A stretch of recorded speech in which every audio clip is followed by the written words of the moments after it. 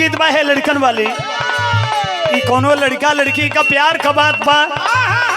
कोनो लड़की हैरान हो गई भी या कोनो लड़का की मोबाइल से उहे बतावत बा। एहो हमर सोनामा तारा जानी फोनामा, एहो हमर सोनामा तारा जानी फोनामा, चुमक धरा जानी राटया हो जाना भूखल बानी।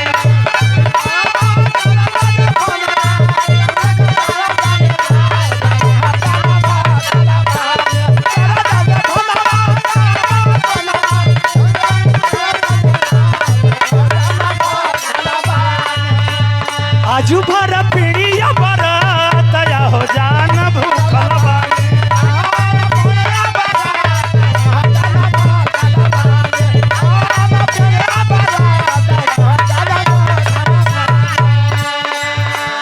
पांचों भाई पांडव चल दिए। भगवान कन्हैया की लाश को लेकर के आए नदी के किनारे। पांचों भाई वादा कैले रहला कि प्रभु आपको अंतिम दाह संस्कार हम पांचों भाई मिल के खूब बढ़िया से कह देवल जाई। ए भैया प्रमाण मिलेला। भगवान कन्हैया की लाश के लेके पांचों भाई पांडव श्मशान घाट पर गईला। चिता सजा के जब लाश के जरावे लगना तो भाई का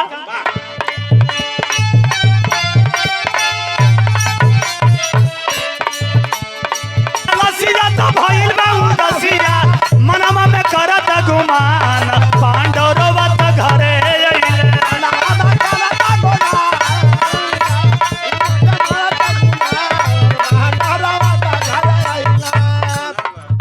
ए भी भगवान पांडव रोवत घरे।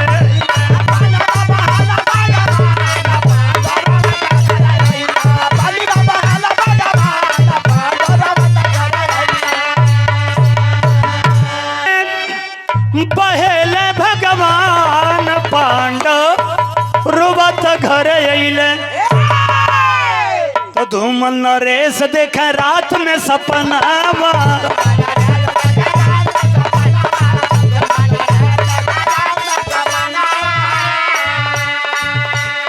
आवत भगवान बने हमारी भवनावा।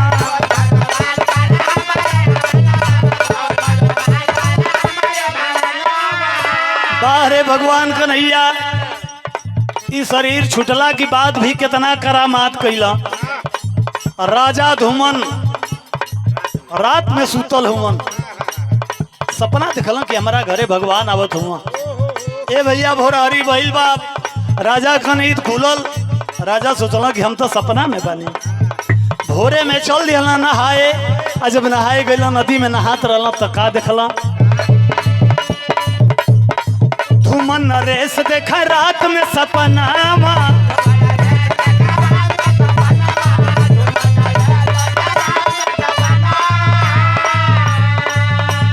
आवत भगवान बने हमारी भवनावा।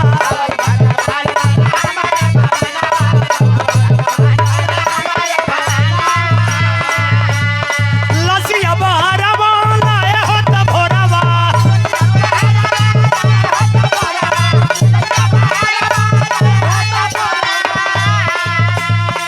पूजा करल सुखमान, पांडव रोवत घरे अइले।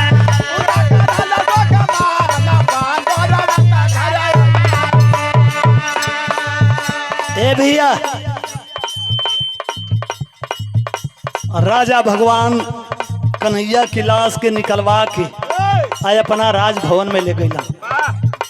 ले जाके पूजा करे लगला। सबेर भाई रानी देखली कि अरे बाप रे बाप, ई राजा भगवान का लाश लेके आइल बनाया इज्जत धो के पूजा करी है। जहिया लाश फाटी, जहिया लाश का पेट फाटी तहिया ए नगर में प्रलय मच जाई, केहू बची ना। लिखल गइल का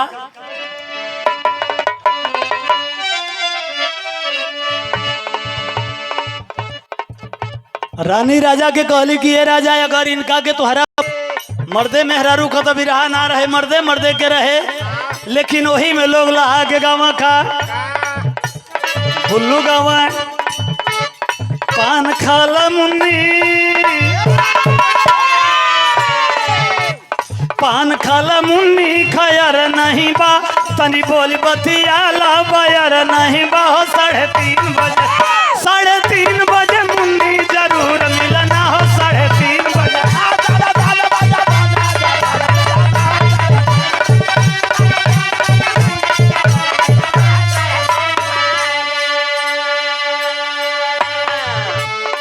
विश्वकर्मा जी मूर्ति बनावे लगला तो लिखल गए विश्वकर्मा मूर्ति करेल सेटवा विश्वकर्मा मूर्ति करेल सेटवा मुँह बनल न तवले फटल पेटवा हो छोड़ी भाग चल मूर्ति बन के बेटवा हो छोड़ी भाग।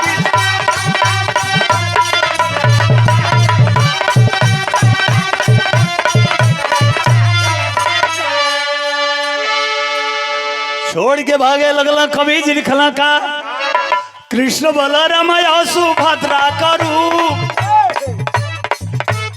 कृष्ण बलरामया सुभद्रा करू मुँह बिना बिगड़ल तीनों मूर्ति का स्वरूप छोड़ी भाग चल मूर्ति मुनि का बेटवा हो छोड़ी।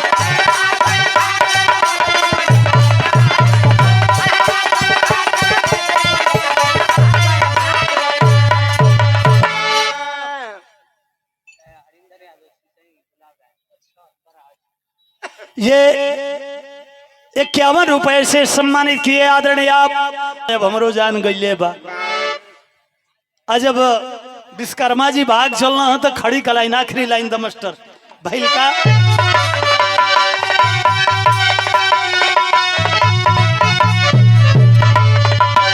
चला एक पति और बढ़ा।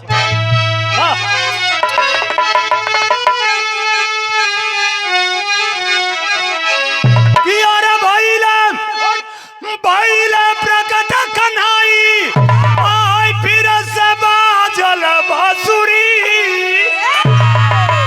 तौए बनल महाधाम जगन्नाथपुरी।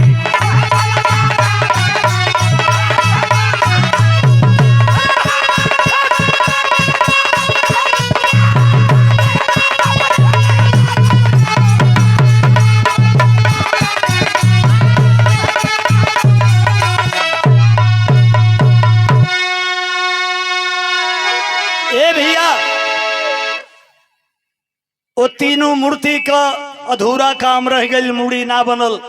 विश्वकर्मा भगवान जब वहां से भगदड़ मचल बा फिर भगवान कन्हैया का बंसी बाजे लगल बंसी बाजे लगल प्रमाण मिलेला कि उहे धाम जगन्नाथपुरी भइल। जगन्नाथपुरी कई महत्व आज भी महत्व जिंदा बा का कि अरे मुँह भी नया जो तीनों मूर्ति बाय अधूरी और फिर भी भगवान इच्छा करते सबकी पूरी।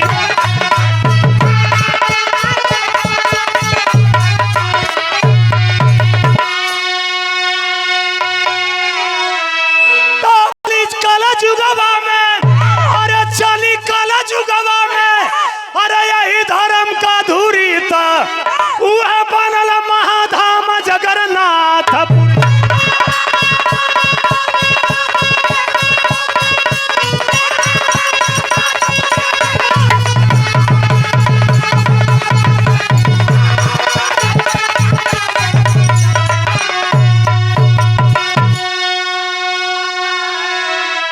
और वही भगवान कन्हैया का भक्त काशीदास बाबा जेकर पूजा आज इतना धूम नामी भैले भक्त नामी जदु वंश बीचे खास हो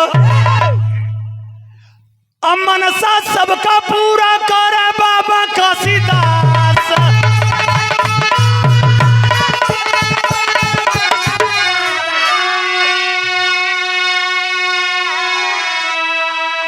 काशीदास बाबा का महिमा तो वो हो कि लोग सच्चा दिल से जवन भी मांग दो लोग कहेला कि ये धरती पर हर चीज संभव बा लेकिन बेटा बेटी संभव नहीं खे वो भगवान चाहिए तबे हुई। लेकिन प्रमाण मिलेला पंथी जी आपकी ओर मैंने हमन का अक्सर देखल जाला हमन की ओर तो कि खाली अहिरे करावेला आ लोग कहबो करेला कि अहिरन का पूजा है लेकिन ना आप लोग बलिया गाजीपुर मऊ बनारस चल जाई तो चाहे वो कौनो जात का लोग होखें